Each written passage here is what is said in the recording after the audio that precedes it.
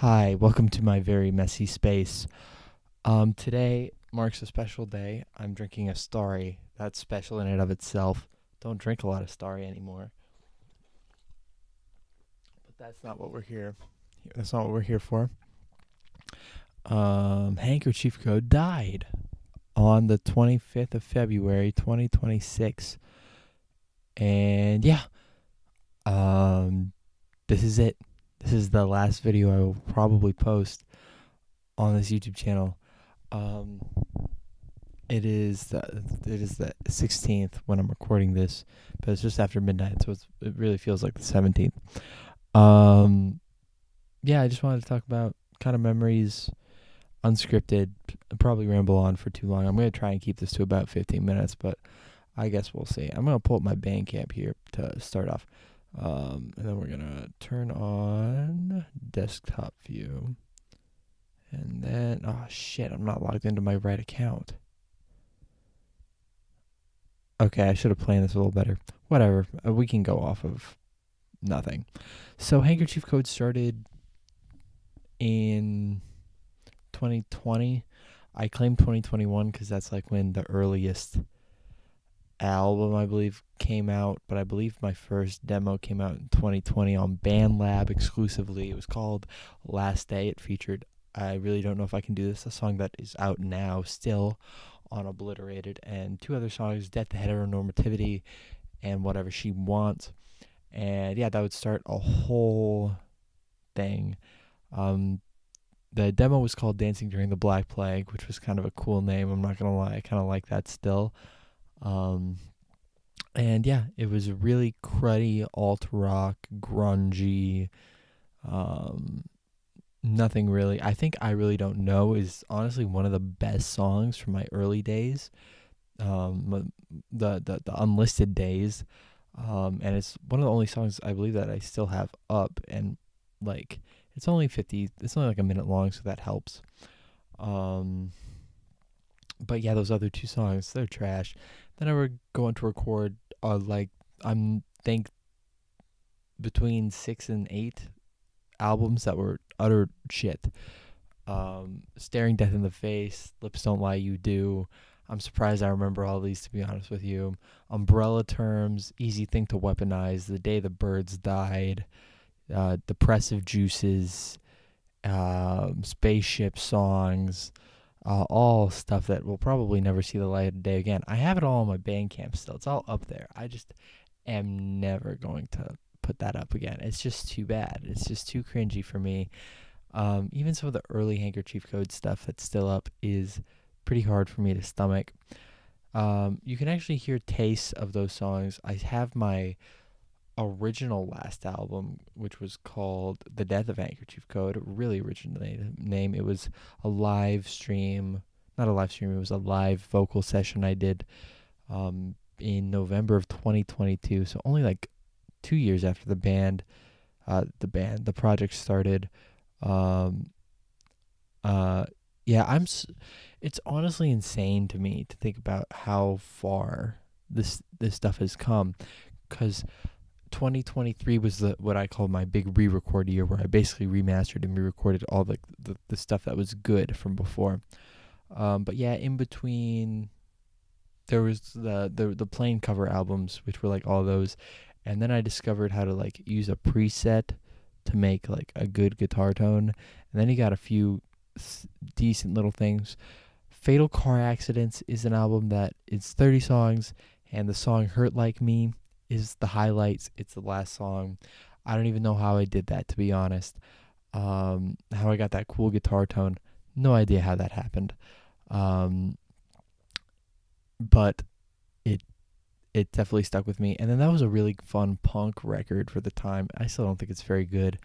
And then I got kind of too kind of stuck in my own, like, what's the word I'm looking for?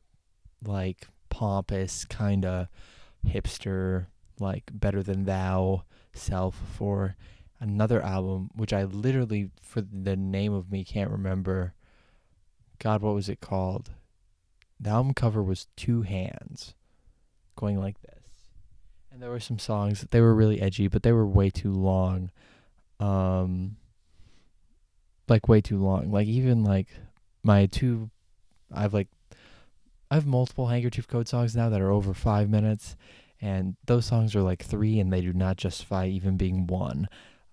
They're all too long. The song I remember off that album was called "Unintentionally Killing Myself," um, which had a cool guitar riff that I might steal for solo stuff going forward. I really like that intro riff, but everything else on that one is not worth talking about. And then yeah, after that you had Songs for Unstable Kids, which is an absolutely insane thing to think about now. Um, Songs for Unstable Kids were 3 20-track albums I released weekly, if I'm remembering right. Um, so, and I think I recorded them in a month-ish. That is 60 songs, 60 drums, 60 Vox, and 60 album covers. And yeah, there were some cool moments on that. You can hear a few of those songs on The Death of Handkerchief Code. I think Gore and Chat and Getting Right with God are the two. And also that album that I couldn't remember the name of with the hands is called What Is Happening to Me. I can't believe I don't remember this at all. What does this sound like?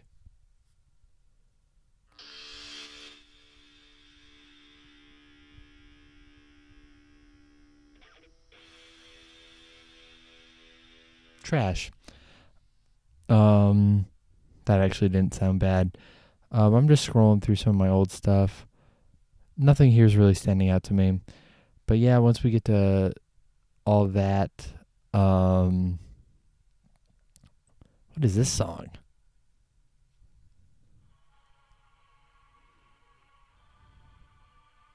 That's just some MIDI crap.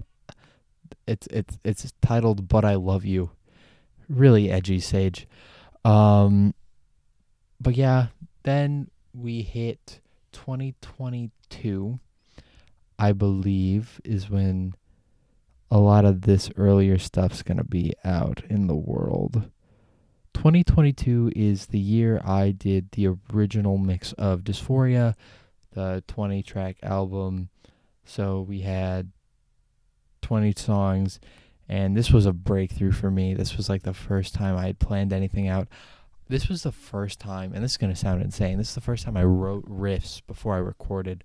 A lot of times I would just hit record and see what would happen, and like a lot of those old Handkerchief Code songs are literally one riff repeated like 5 times and then the song's over, which I like stuff like that. Like I think a band that does stuff like that very well would be like a band like, I don't know, Some Girls. They do some very like simple stuffs over simple things over and over again, but it works. I'm thinking about tracks like Hot Air Balloons, but I am not Some Girls. Um, at least not yet. And then, it was the first time I wrote stuff, and recording that album was cool. I recorded all the original guitar takes on my phone, which is insane to think about because those are still the guitars you hear on the final the encore version of Dysphoria 2 is the guitar coming through my little practice amp, recorded on my phone like this, speaker like in, and then reamped through some presets, and then that's the guitar tone, and I really like it. I still think it holds up pretty well. And yeah, that's a very important album, started the Dysphoria story. And yeah, I never really thought I'd come back to it, to be honest. I did not, honestly, I don't think at the time I planned on doing multiple albums for it, multiple releases for it. But yeah, then rest of 2022 is kind of a blur to me. It's All a Blur is a good song. One of my favorite songs off Word Stories. I recorded the original version of Disturbed Individual in 2022. I recorded the original mix of Ward Stories, the Static Ritual Recordings mix of Ward Stories. And I can't really remember anything else I did that year. I'm sure I put out other stuff. It's just obviously not important because I can't think about it. Because I know I put out a deluxe version of Dysphoria with some songs, some like really shitty acoustics and like ukulele versions of some of the songs. I'm really glad those aren't up anymore. I was like, maybe I should put those back up, and I was listening to them and they were trash, bro. Straight trash. So yeah, then we get into 2023 is when really the band, like the project itself, really comes into its own. You get two records. Uh, in early March, you get Delusional Artist and Nothing, and then you also get a split with Bleeding on the Wire and a split with Embarkation Ornaments. You Still Have My Heart and You Won't Give It Back was the name of that album. All four of those releases within like 2 months, and honestly, the splits hold up a lot better than those albums do. I think when I'm looking at the Delusional Artist track list right now, what's standing out to me is honestly just the last few tracks. It's very backloaded as far as like what's good. All the shitty stuff is in front, which is not a good thing. Um, but yeah, I don't hate it enough to take it down. A Perpetual State of Unhappiness samples Android by Admiral Angry. I thought that was pretty cool to get to do. Then you got Chasers and Egg, which are both really cool. Those are two of the longer tracks, but honestly, they hold up better than all the short tracks.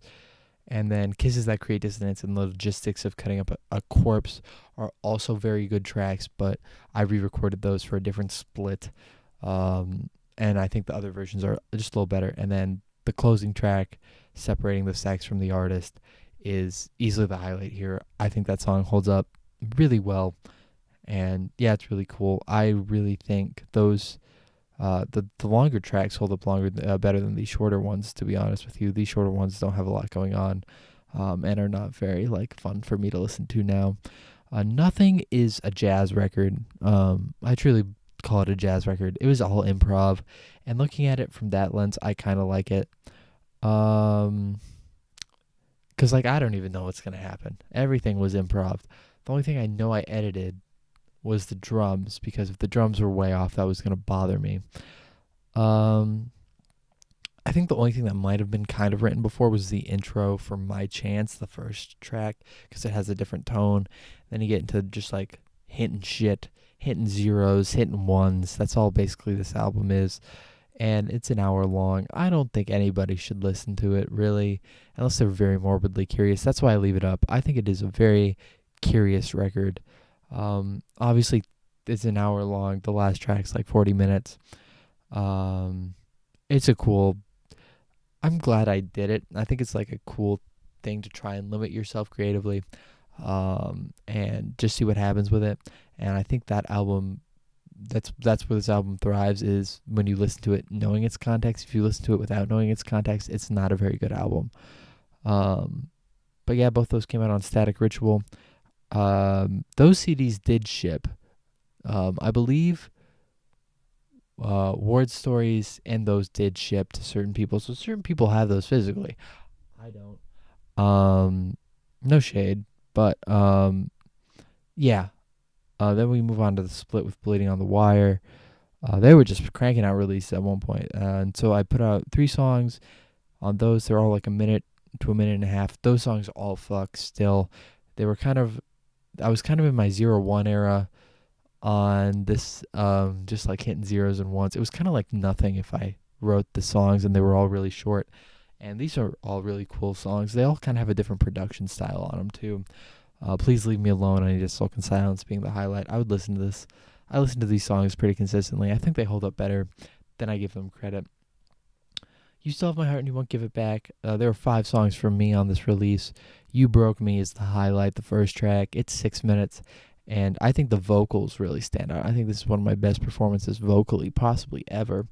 And yeah, all the other songs are really good too. I would say the first 3 are a lot better. You Broke Me, Necessary Therapy, and Situationship are a bit better than the last 2. That last track's honestly kind of just a throw in there because it was recorded. Didn't really need to be a part of it. Hitting Me isn't going to change anything. I don't know if it justifies its length as much as some of my other longer tracks, but I don't think it's terrible or anything. I think it's a really solid addition to the catalog. And then I did a 6-way split. I orchestrated a 6-way split between my other Me, Handkerchief Code, I got to do Reverse Thirst Trap, which is a reverse Bear Trap reference from Saw plus Thirst Trap. You know, it's cool. Um, then my other old project, Unidentified Fucking Object, came out of retirement to record Borderline Freak Show, which is honestly one of the second best song that band ever did. And then I also got Last Action, which is a cool noise project. Suicidal Autopsy, another cool noise project. Embarkation Ornaments, and Bleeding on the Wild to also do tracks. Wild variance in track length on this thing, but it's still cool. I honestly forgot about my split with Suicidal Autopsy until right now. I also did a split with Lax Action in 2022. That's probably what I'm forgetting. I believe the songs on the split with Suicidal Autopsy are the songs on Obliterated, if I'm not mistaken. And then after that, we have the Force to Stay X Handkerchief Code split. Force to Stay is a project by Ice Splice Cal. He's on my last album, so we've been doing stuff for 3 years basically. That was the re-recorded versions of The Logistics of Cutting Up a Corpse and Kisses That Create Dissidence. Two of my best songs from my early era. Kisses is really special and important and poignant to me, and Logistics of Cutting Up a Corpse is like just fun, kind of alternate storytelling of the Dysphoria universe. Yeah. I guess I did more Dysphoria stuff in 2022 because I also did the Girlfriend EP and the Tantrum EP, which would ultimately become Dysphoria the sequel. I'm looking on my Bandcamp, and how I have it set up on my Bandcamp right now is I have like the albums at the top, and then I have the splits and the older stuff at the bottom. So that's just how we're going through it. We have the Crust Fund X Handkerchief Code split. This was the last split I did. I just did this a few months ago, and it's got two really good tracks on it: Smeared Makeup and Slit Wrist, and Namaste As Far Away From You As Possible. Two really good ones. Namaste was more of an experimental thing. It's just a lot of bass and vocal for most of it. So There Goes Tokyo, that was a charity kind of thing, where like I donated to a bunch of causes and put out the single. The music itself it's fine. It was more about the message than the music on that one. The Sus Bus is a weird one for me. This was like my power violence album, but it's not power violence at all. It's just like 3 to 6 second tracks about different people I met when I was in treatment, and I didn't want to write full songs about them because that would be weird. But I did want to kind of tribute them in my music because I talked about my music a lot with them. And I got to do the agent thing. The agent names were what we called. It was agent names because when someone left treatment, you weren't allowed to call them their first name anymore. And yeah, so those are literally just code names. So no one's gonna really understand them except for me ever, or the people who've heard them. I know one person I went to treatment with follows my Handkerchief Code page. I'm not going to shout them out or anything. And the Sus Bus name comes from the bus they used to drive us around in. We called it the Sus Bus because it was sus. Yeah, it kind of might look up back on that album title a little cringy, but other than that, it's fine. It just doesn't have a lot of content. It's like 17 tracks and barely a minute. So yeah, Desolate Heartstrings. I remember this coming out right before my collab album in 2024 with Dreaming Plushie. Just two really fun minute, 2 minute tracks. Saying the Quiet Part Loud and Moral Calculus, two really solid ones. This was one of the 2 releases, I believe, that I actually used a real drum set on, and then I was like, this is stupid. Just fucking use the fucking E-kit. I mean, just fucking program them. Because I don't do complicated enough drumming to warrant setting that up every time I want to record drums. And I think they sound worse, to be honest with you. Femicide. This was for a comp. It was called like Make Grind Political. Sorry, I can't remember. This one's really cool. This is a Whammy Effects song. Whammy and stuff like that is something I want to explore in my next project a lot more. I didn't get to explore it as much as I wanted to with Handkerchief Code, but we'll talk about that more when we get to the last album. Yeah, it's like one of my favorite songs I've ever written, actually. Um, I remember listening to a lot of Frontier when I wrote it. It's not as crazy as Frontier, but it's still cool. Twisted Garden. Twisted Garden is a song that was made for Ice Spice Cal. It is a song called Splits on his album, A Guidebook to Becoming Your Own Savior. It's a 2-minute track. It's really fun. So the version on my Bandcamp here and on my streaming is like the normal Handkerchief Code mix of the song. It's really cool. And then what he does with it on his full LP is insane and awesome, and you should check out Ice Splice, Gay Cowboy Music Forever. I'm sure he's gonna come up at least one more time in this video. So yeah, then next up is Live. The last time I just did this a few weeks ago. It was just me singing a whole bunch of old songs, having fun. I'm a little sad that this is the last one. It was just when I had time to do it. And I will say I blew my fucking voice out pretty early into that one, and I think you can tell. But it was more so about having fun rather than having the best performance possible. Um, yeah. What do I want to talk about now? I feel like we should save Dysphoria for the last little bit here. So what we're going to talk about is ST. That's my self-titled album.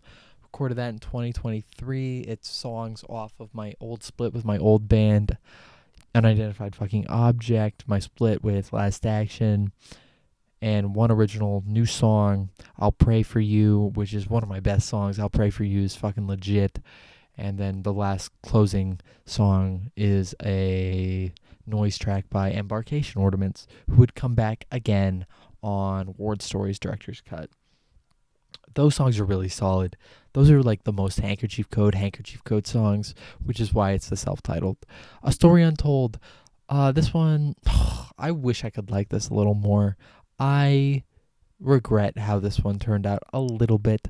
It is the most fun Handkerchief Code album, but it is bogged down by a very poor creative decision I don't even want to talk about.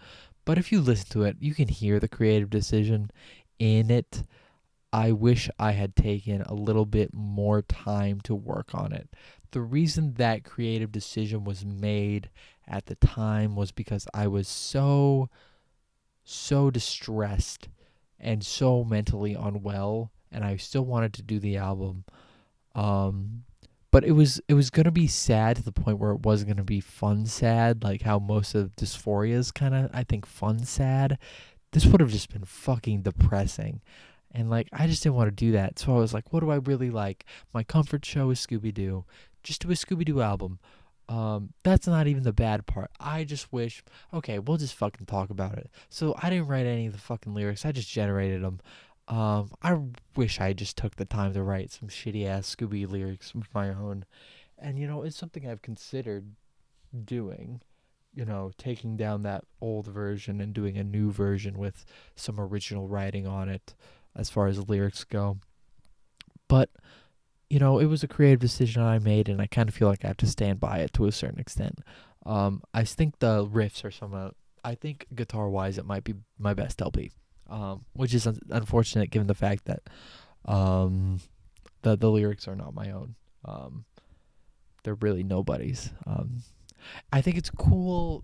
I think another thing about it that I just wanted it to stand on its own a bit more. If you look at it, it's the only release that's not in all caps or in all lowercase. All lowercase was how I started it, and then I kept doing that.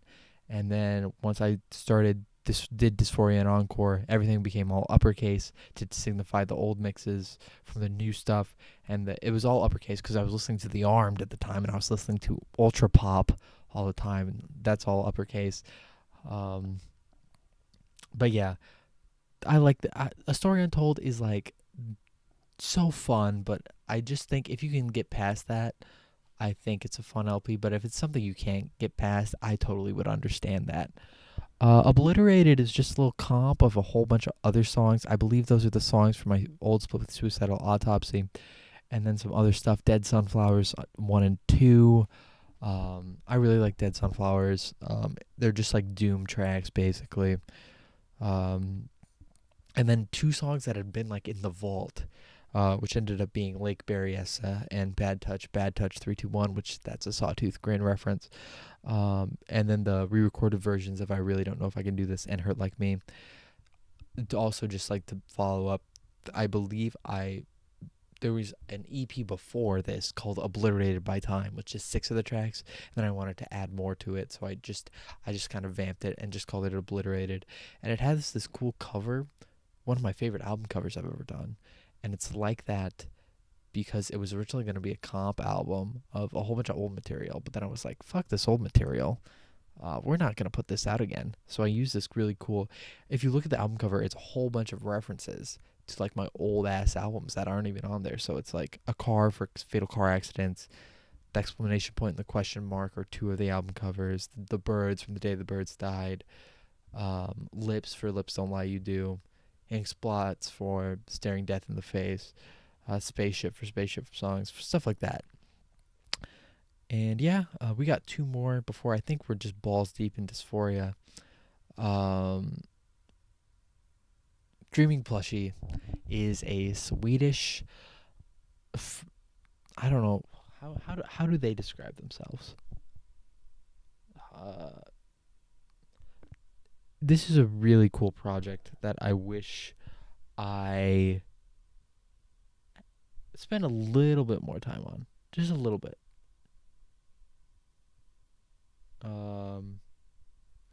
Electronic music from Poland. I think I said the wrong country. I apologize. Laura. So they reached out to me to do a track, I believe, which ended up being Sink My Teeth Into You. And then the idea came back to do an album to me. And I was so down at that time. And yeah, it's a really fun one. It's a really cool album. It tackles 2 perspectives of a very toxic relationship. The electronic side is the kind of the more, I hate to use this word, but it's the abuser, and the guitar parts are the more the victim. I can explain this a lot better, but I just can't find the words right now. It has some really good moments on it. It's lengthy though. It's 11 tracks and it's an hour and 11 minutes, I believe. Yeah, the last track is one of my 15-minuters. I could have cut some of this down, and I think it might have been a slightly better album. But at the time, we were just trying to get it done. I was just trying to get it done. I mixed and mastered this whole thing. So we were just trying to get it out. There are some really notable highlights. Cracks in My Foundation, freaking amazing, and it's the shortest song on the album, only at like 3:33. Make Like Your Personality and Split is one of my favorite songs I've ever written, done, ever. Thank you, Laura, for giving me the opportunity to do that track. Please Don't Say Goodbye is also a really good one. Yeah, and then the rest of the stuff's really solid. Try and Make It Right, A Lover's Quarrel. But there's also some songs here I'm not as big on. Unconventional Lovers being possibly my most not liked on this album, and it's the second track, and it's the most streamed. I really don't dig with that. That's an old, it's an old poem I wrote back in like middle school, and like it was kind of cool to get to reinvigorate or like put some life into that idea, but overall I wish I'd just written something else. And Time Expired is fun. It's just a little bit long. That one could have been shorter. But I was set on that 15-minute mark. Sometimes that's something I do better at now. Over the last 2 years is like knowing when to stop. I would say like comparing all the long songs I've done in the past, the one on the newest album, the last track on my last album, is the best one.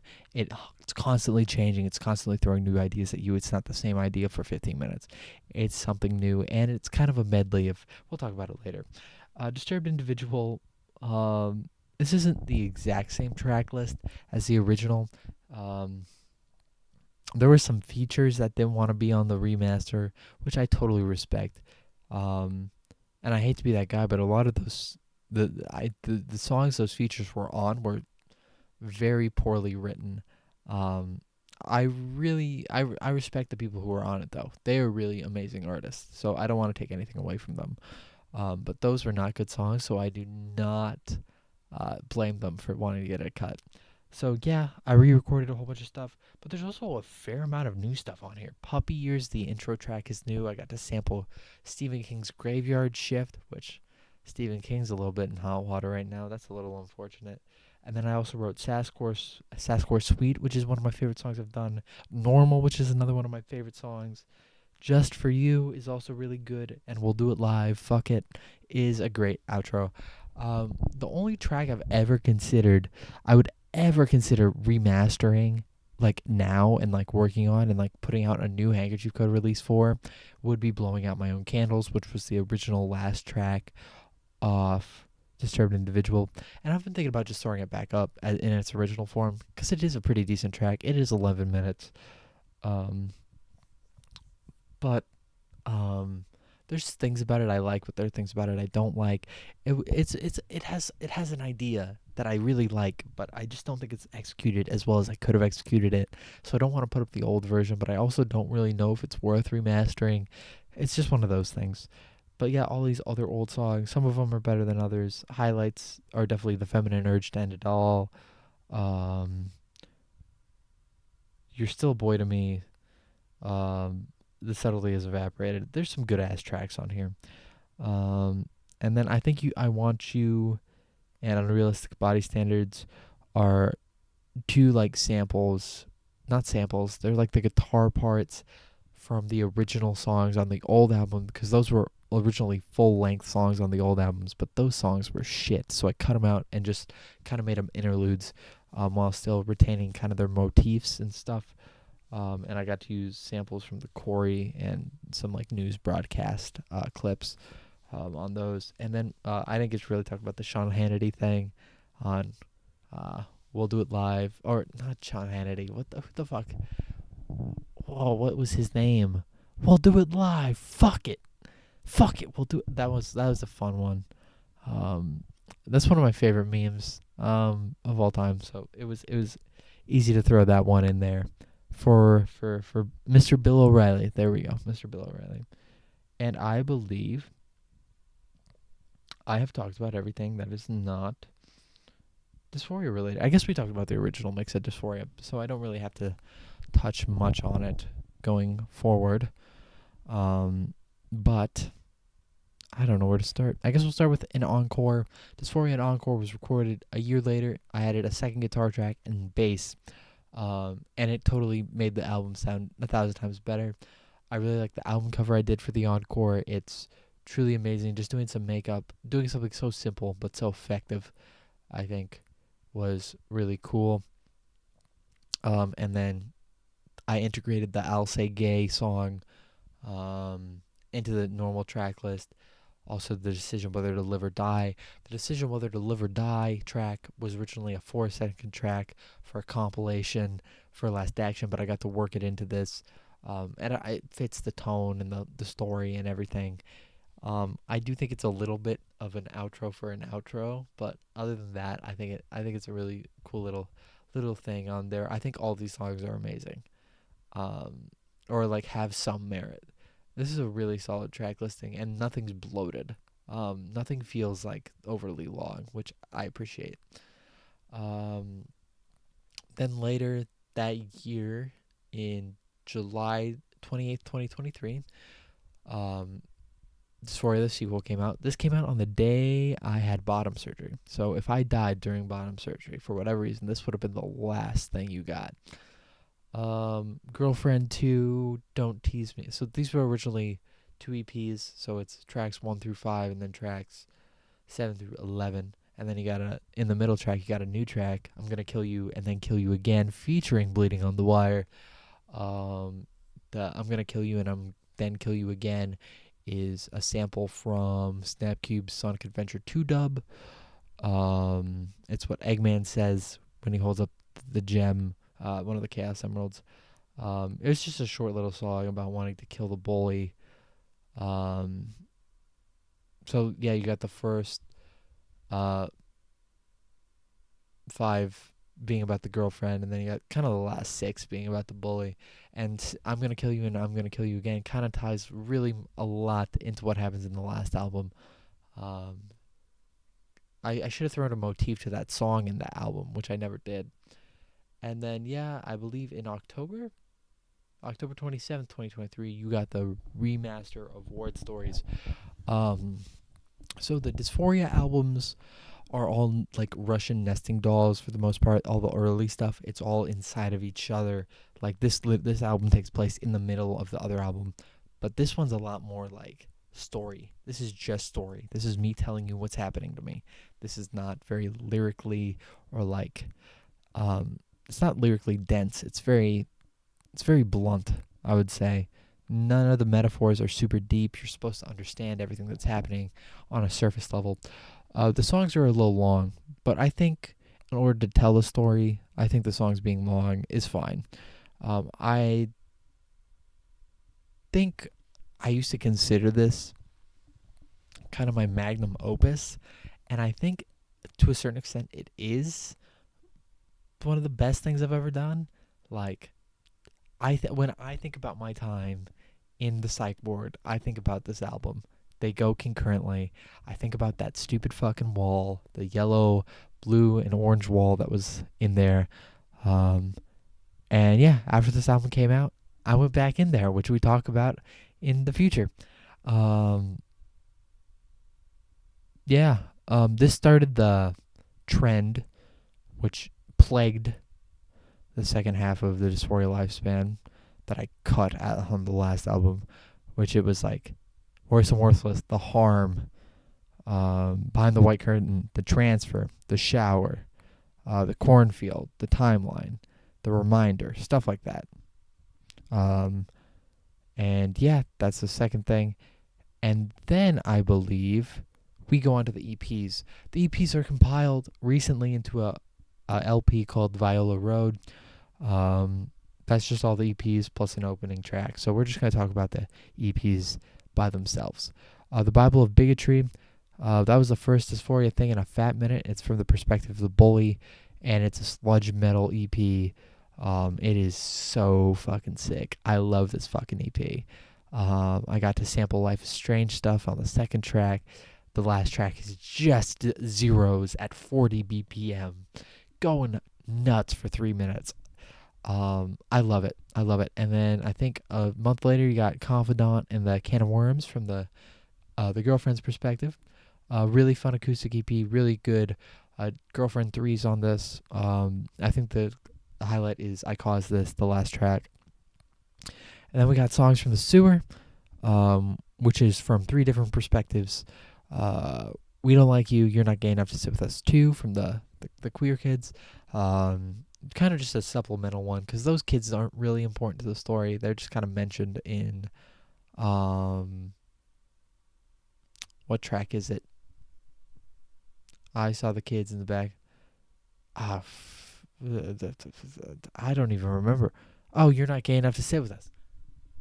Fuck, it's the sequel. Yeah. So it's just a sequel to that track, and it's fun. It nests into that album, into the full story, which the playlist on Spotify is the full story in order.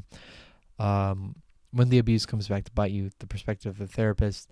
The therapist isn't a very important character. Just more so the fact that they see a therapist is kind of important. I really like the Southern preacher kind of vocal vibe on a lot of the song. And then Looking at the Lights with You, this is from the perspective of the ex that the main character, the main love interest's ex boyfriend, the main character hooks up with at a certain point, and is a surrogate for somebody in my real life, which we'll talk about later. I didn't really go through the whole story for the other two albums. Um, I feel like I'm going pretty in depth with these.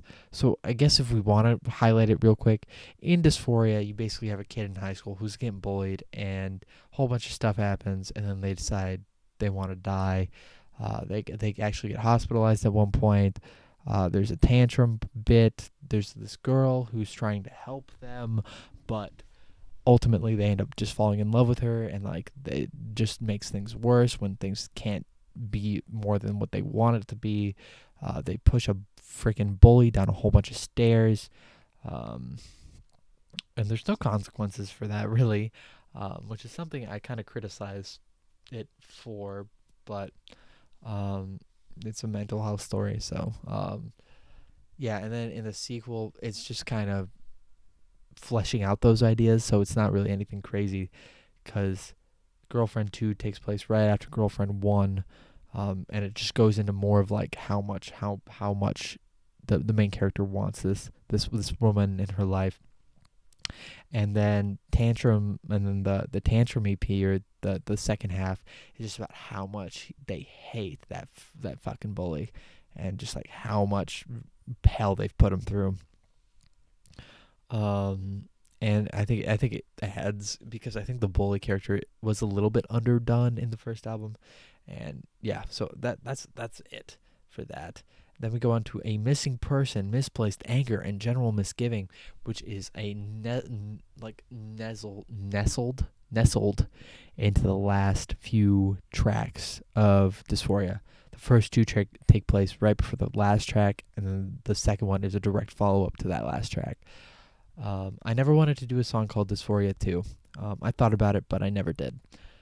So yeah, you got I Don't Want to Remember You as a Missing Persons poster, which is from the perspective of the girl, and then My Crutches Fell to the Floor and I Felt Nothing, which is from the perspective of the bully.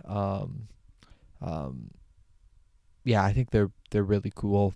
Like, how would you react to somebody going missing and thinking that something bad's gonna happen to them? I think they do, both from the perspective of someone who like really fucking picked on them, and someone who was really kind of emotionally involved with them. And then you have the thought process, which is more the mindset while jumping off the bridge at the end of Dysphoria. Yeah. And then we got Hell in a Hospital. Hell in a Hospital is kind of weird because this one takes place way in the future. So this is way after the jump off the bridge.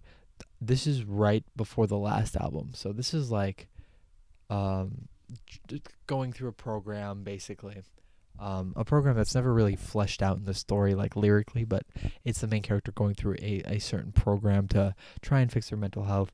It's a DBT program, basically. They're going through a DBT program, and yeah, that's basically the whole thing. Trying to give themselves credit for the progress they've made, just knowing how difficult everything's going to be, just like trying to radically accept stuff, having some positive affirmations. It's a really cool one. This one's also in standard tuning, which is really interesting. Yeah, and then we got the prequel. I figured I'd do a prequel if I do a sequel. This one's probably my least favorite, to be honest. I think it's important, though. I Hate My Life is a really good track, which is what this whole thing kind of revolved around. But that song's only a minute and a half, so I knew I had to flesh it out a little more. A Caricature is me hating Handkerchief Code on audio. It's me talking fucking shit about how much I fucking hate the fucking project, the state it's in, and I'm not holding back. But I also tied it into the story by him talking about how he doesn't want to be a caricature. He doesn't want to be like this like little gay boy. He doesn't want to be it. Be a Man is kind of cool. It's kind of supposed to be a chat pile kind of inspired song. One of the ones I think that works out a little bit less overall. And this song didn't even come out that long ago. This song came out just over a year ago. One of my least favorite tracks of like this latter generation. But I think it does its purpose as far as like getting stuff across. And then we got the last little acoustic EP, Local Loser Loses Everything. This is a fucking banger. Scared for a Second is a fucking banger. Introverted Introspective, also a fucking banger. And then No Shoulder to Cry On is also pretty solid. Um, really good acoustic stuff. Please check out the CP. Really like what I did here. You should definitely listen to it. Um, yeah. I don't really have a lot to say about it. Um, it's just like kind of longing for the past, but also trying to look towards the future. It's kind of in an interesting place in the timeline too. Um, and I gotta see like where. Honestly, I'm kind of blanking on where this is in the timeline, because I know it's like basically the end of the timeline. It's like right before the last album, but is it before or after Hell in a Hospital? This is why I have playlists to keep my own story straight. It's right after Hell in a Hospital. I guess they could kind of run concurrently, because they are kind of similar vibes of like, hey, I'm trying to move forward. I'm thinking about the past too much, which is a very big a theme on this last album too. And yeah, I think that brings us to the last 3 LPs. 15 minutes. It's been 45. Yeah, so the original plan was to do 3 10-song LPs to end it. I ended up doing 2 10-song LPs and 1 35-track LP. I just had too many ideas. Also, just to talk about the opening track on Viola Road real quick, the comp of all those EPs, Trauma Response. That's a song I've been sitting on for a long time. It has a sample from House of Ashes, the video game. Yeah, it's a cool little part. I changed it up a little bit. It's just a little guitar riff. I think just knowing that song has been in my vault for legitimately, I think 4 years, and getting to use it was honestly just like the cool part of it, more so than anything. And then I added the sample to it when I recorded it. So the first thing we got was Rebirth, Retribution, Relapse, which is a standard tuning kind of heavy punk LP. And it's about what it is. It's a bit it's kind of like it's a sequel to the first album more so than anything.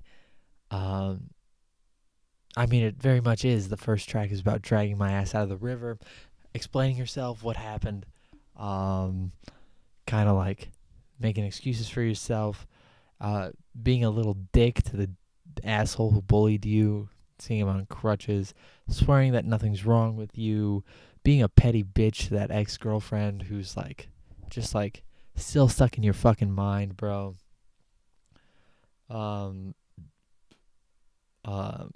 And then you got regretting hurting that ex that you slept with before on this LP. Tantrum 3. The Rope Around the Tree is being super fucking pissed about everything, being mad at yourself, being mad at the world, being mad at all the circumstances. Scissors, the Main of Relief, is a song about self-harm. And then Phase 1 is a suicide attempt. It's very heavy. And you get that all in 20 minutes. Very short. The only song on here, I think it's not even a bad song. I just think the production was very difficult on it for me, and I'm still not in love with how it ended up. I Didn't Mean to Hurt You. It has a cool idea. It's just not super consistent for me. I really like it though. I just think I could have done a little bit better on the production side of it. I think the song is there though. The song itself is really good. Everything else is really heavy and really awesome. Then we got Sex, Death, and the Pursuit of Happiness.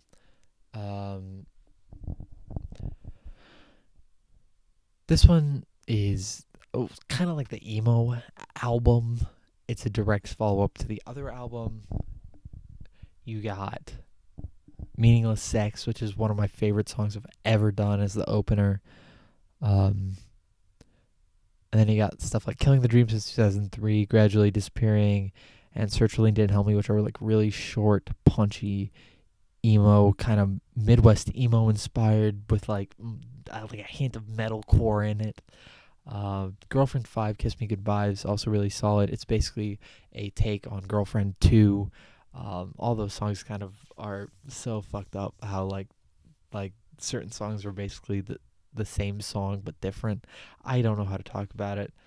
Thinking about how people will remember you when you're dead on songs like talking about being past tense. This also features the two most difficult songs as far as like what they fucking mean to me and like how much they hurt to talk about.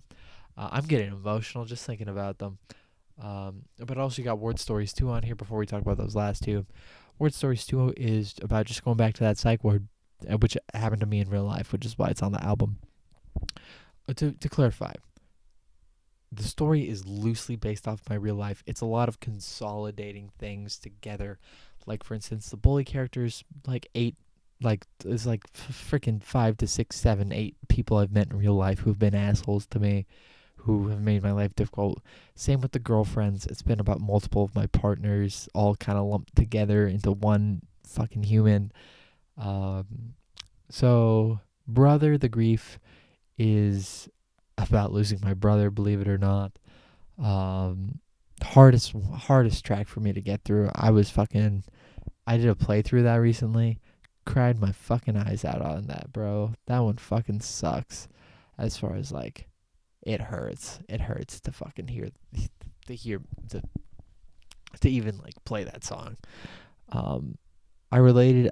I was thinking like, man, this is gonna be like my version of Late December by CU Space Cowboy because I know how much that song means to their singer.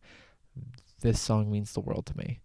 And then No More Blue in the Sky is also a tribute to my friend who also passed away.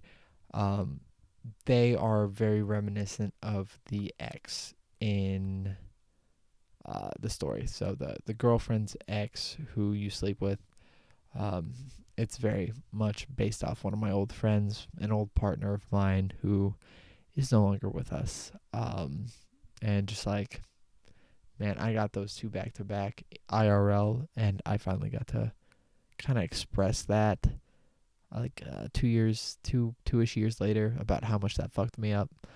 And yeah, I would say overall, trying to move back past the sad shit, the songs, I think I prefer Rebirth, Retribution, Relapse as far as like as a total package. Like I think all those songs fit together better.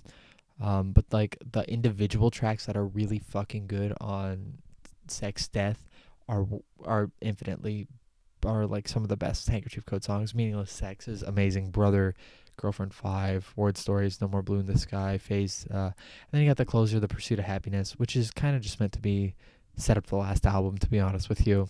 Because the last part of that is just when I think I'm out, they pull me back in. Um, yeah, I didn't want to end on a dour note. Speaking of dour notes, let's end. Let's talk about the last album. I think we've covered everything.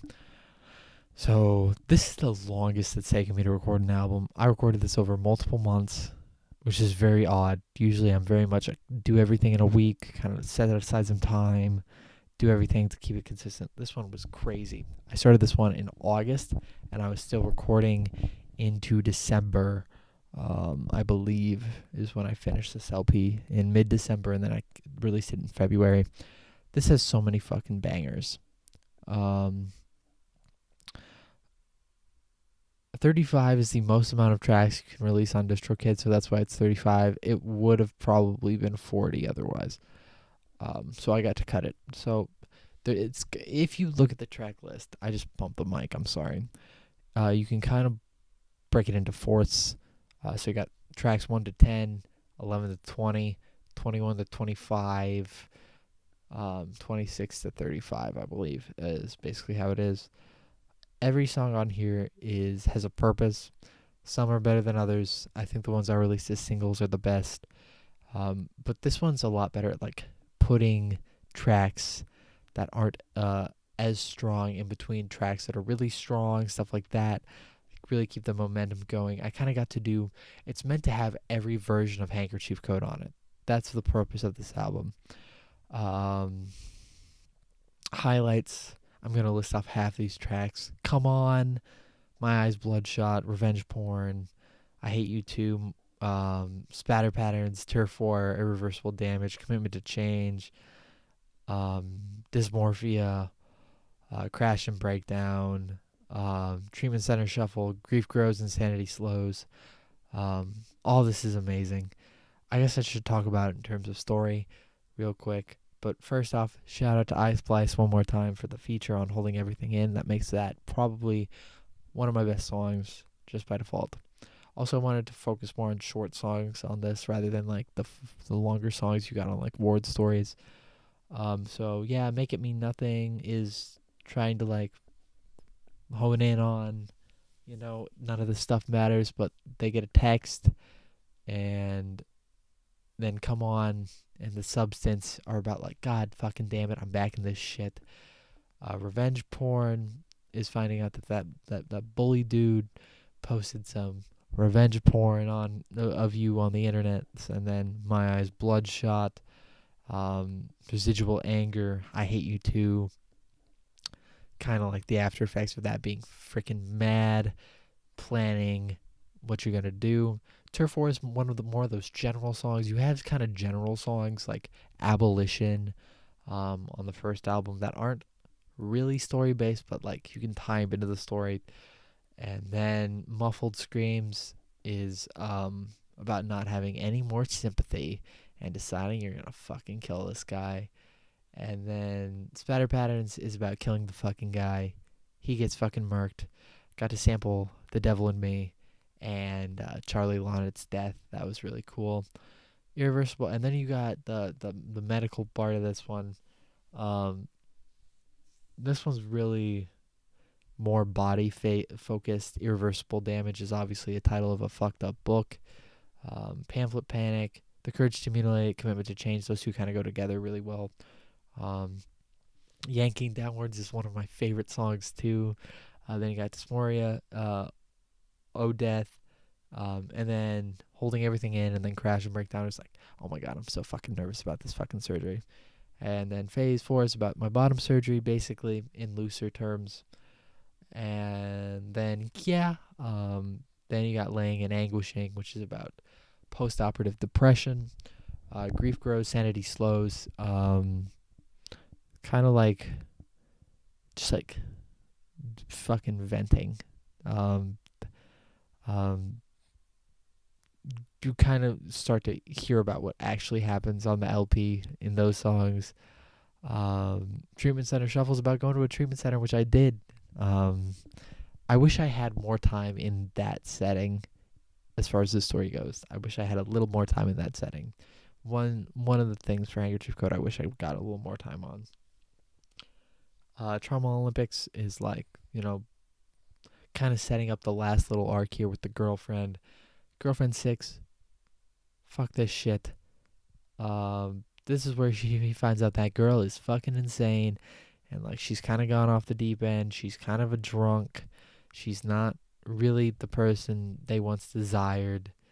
But they're still like effing about. You got songs like Pansexual Pandemonium. A Moment of Psychosis is one of those rare experimental tracks for me. I think that one turned out very well. And then you got Admitting Our Abominations was like finding out that like, yeah, I didn't really want to kill the guy. I killed the guy because I wanted you to love me. And then If She Has Red Flags and I'm Colorblind is like trying to like get over the fact that this girl is obviously a piece of garbage. This girl is garbage, but you're still in love with her. Shit in the Sink is based off of a story a friend told me about how his girlfriend shit in his sink, and I just incorporated that into the story. And then I Refuse to Forget You is what it sounds like. I Refuse to Forget You. And then you get to the two most interesting tracks, in my opinion. Never Together 2 and Final Phase. So basically, when writing this LP originally, this was all meant to be taken very literally. This was going to be the story. The story was they were gonna fucking kill the guy and they were gonna run away, and then they were gonna break up. He was gonna get they were gonna get to be together, and then they were gonna fucking fall apart. Um, that was the original idea, and then there was gonna be like the operation stuff still in there. The operation stuff didn't get to change that much, but to be honest, based on IRL discourse surrounding transgender people and mental health, I needed to give myself an out as far as like, or like, I didn't feel comfortable writing a character that would do that anymore. But I was still pretty committed to the project at this point. And I knew like thematically a lot of it made sense, and story wise it made a lot of sense. So Never Together 2, if you listen to the lyrics, honestly, been super fucking lazy as far as putting lyrics on the last few releases. It's something I really want to go back and do, but it's just so much fucking boring ass work. Um, yeah, so Never Together 2 is when he wakes up. The main character wakes up, and uh, this is gonna be kind of freaking weird. Um, Make it mean nothing is like a legitimate thing. They say I'm not gonna let this story leave any more bodies in its wake. That's very literal. The story never happens, to be honest with you. The None of it happens. Um, it's all a dream. I pulled the "It's all a dream" card, and honestly, I think it's cool because you come out of it knowing it's a dream, and then you go right back into it with final phase, and I think if you want it to be true, I think it can be true for you. If you want the killer trans girl arc, you can have it. But if you're like, man, that's so fucking depressing. They killed a guy. They kind of got to live with it. They burnt all their shit in the fire pit. Um, that's really too sad of an ending. Well, then it didn't happen. Um, yeah, Never Together 2 samples, the casting of Frank Stone, which means I think I got through all the Supermassive games.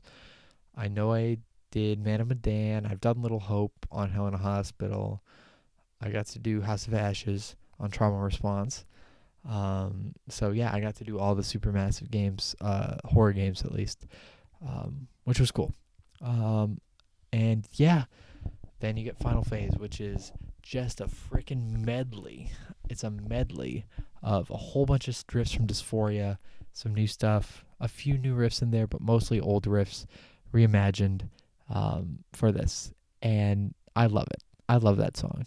I think it does its job better. I think it's blowing out my own candles better than blowing out my own candles was. Has a really good ending. And then I got to it was I don't know if I want to talk about this because it's gonna kind of be fuck it. I've already started. I got to do the riffs. The last riff on this is the riff from Brother, the song about my brother that passed away. I got to do that again. It's kind of like this is how I will be with you, because at the end of the story, the character does kill himself. They don't make it. But if you're going with the Never Together vibe, Never Together ending, they aren't together. They're fine. They didn't let it get to them. But if you choose to believe that it isn't a dream, so this is my Life is Strange ending. You get the Never Together ending or the Final Phase ending. The Final Phase ending is where they kill themselves and all of this is real. The Never Together ending is where it's all a dream. So you get both endings though. That's something I kind of really figured out honestly after the album was done, and kind of am talking myself through it right now, to be honest with you. But I think it's cool, and I think it's how it should be. And yeah, I don't really have any more thoughts on it. I'm happy it came out. I'm happy you all listened to what you listened to, whether you listened to one song ever or if you listened to my entire discography. Thank you. Handkerchief Code meant the world to me, and it still does. And it's something I'm going to keep showing people, and I'm going to leave on the internet. for at least a little bit longer.